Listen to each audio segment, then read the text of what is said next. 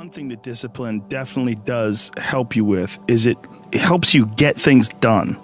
And when you get things done, when you actually do things, you have more success. If you have more success, and sometimes a big part of success is just not being lazy and just doing it. Yeah. That's like 90% of it is just showing up. Get there and start working. Like, you're not going to feel perfect every day. If I only worked out when I felt good, I'd be a fat because there's a lot of days I don't want to do it. It's pretty much the same with everybody that actually gets good at something. There's got to be those days you push through, and they're probably going to be more numerous than the days you don't. And so the benefit of discipline in my eyes has always been that through discipline I get things done. I always say that I'm like the most lazy, disciplined person I know because I don't want to do it. Yeah, but I always do. Yeah. Write down everything you want to do. I don't mean crazy shit, like I'm going to be the Prince of Brunei, I'm going to have a base in the moon. Shut up. This is what I want you to do. Write down what you would like to fix about your life. And then just, if you're 30 pounds overweight, you want to lose 30 pounds? Do it the right way. Go start eating vegetables, monitor your calories, write down what you eat, exercise every day, force yourself to do it. Say you're the general. The brain is the general, the troops are the body. The troops don't want to listen, but you go, you listen, and you get up and you do it, and then you get to write it down. And if you don't write it down, you don't eat, you don't shower. Write that down so you do it. It's like brushing your teeth. It's not something, I don't want to brush my teeth today. What do you want, your teeth to rot out of your head, you dunce? Just do it. Just do it. Make yourself do it. And if you do that, if you write down and do that, you can change who the you are. Our bodies, for whatever reason, most people, their associations are to avoid anything that's uncomfortable. But it's so illogical because when you look at comfort and you look at success and progress and the feelings of accomplishment and of getting past certain hurdles in terms of like how you feel about life, a lot of those are connected to discomfort. Like, discomfort is your friend. It really is. Like, discomfort and not being happy and content with certain situations in life or certain feelings in life, they're massive motivators, and they're amazing at facilitating change.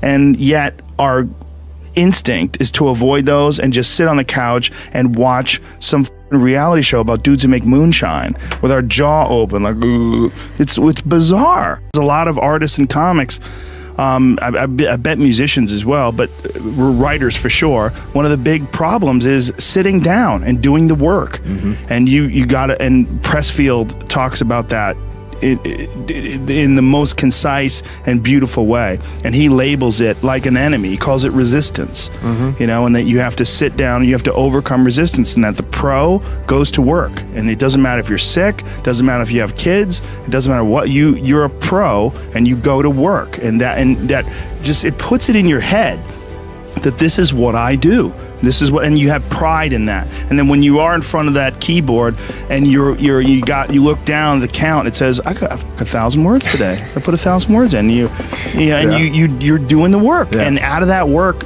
gems blossom. Yeah. Little things, but you might have a day where you just write nothing but dog shit. So what? Show up again tomorrow. And tomorrow out of that dog shit, a flower will emerge. You never know. And that's the only way to develop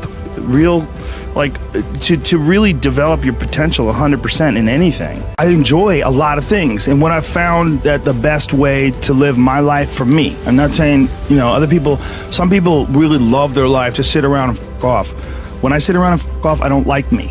Yeah. I like to get things done, but the things that I do, they're recreational, they're all fun. Your life would feel better and richer if you had a goal, you chase that goal, you accomplish some things, and you would get this boost of confidence, you get this boost of self-esteem, like whatever it is that you're into doing. Maybe you're into drawing comic books, maybe you're into making pottery or sculptures, but find whatever the that is and pursue that instead of doing nothing. Like, the people that are doing nothing, those are the real people. I mean, look, doing something might be as simple as like that Alex Honnold guy. He just climbs rocks. but he's world-class It's rock something, climber. though. It's something. If I look back on anything I've ever done, mistakes I've ever made, like paths that something that I put out that I didn't quite, maybe I just waited 3 months before I released that, or maybe I should have, re-edited that blog post a couple more times before I put it online, or those things drive me crazy. The things that I've done have driven me crazy, but yelling at someone I didn't have to yell at them for, or whatever. But the most important thing is always for all people to recognize that you're not who you were a year ago. You're not who you were 5 years ago. You're not who you were last week. You're who you are now, and this is the only shit you have control over. So you gotta regulate how much you dwell on regrets of the past. You really gotta be careful, because it's good to have a little. Because my regrets, whether it's things of professional nature or the very few regrets friendship-wise, which is one thing that makes me very happy. But there's life is strange. There's a lot going on. There's a lot of factors happening in life. But for sure, who I am now wouldn't have ever happened if I didn't fuck up. If I didn't make those mistakes, I wouldn't have understand the importance of friendship and kindness. And if I hadn't been cruel at some point in my life, or someone hadn't been cruel to me, I wouldn't understand the beauty of love. I wouldn't understand the full range of it, because I hadn't felt the sting. If nobody ever punches you in the face, you don't really appreciate safety. Because a lot of people don't even understand what safety is. You pretend, oh, we're safe, but you are so not safe at any moment. And when someone's punched you in the face a bunch of times, and you've been in a street fight with some guy you barely knew, you got in an argument with, there's something about regular safety that's sweeter. Yeah. It's more delicious. Yeah. It's more delicious. It's way better to drive your car straight after you almost lost control on a turn. You're like, wah! And then you get back straight, you're like, whoa. For sure. I'm not saying that you should go sideways around corners, but what I am saying is that there's a yin and a yang to this world, man. And you gotta fuel yourself with the fuck-ups. And most people get stuck in these patterns because they define themselves as a fuck-up, or they define themselves as a person who doesn't follow through on their ideas, or a person who doesn't pursue their real interests and loves. You define yourself by that. Well, I guess I start things and I quit. No, you don't. No, you have started things and you quit. And it gives you a horrible sense of regret that's made you define yourself by that. You don't have to do that. You don't have to do that.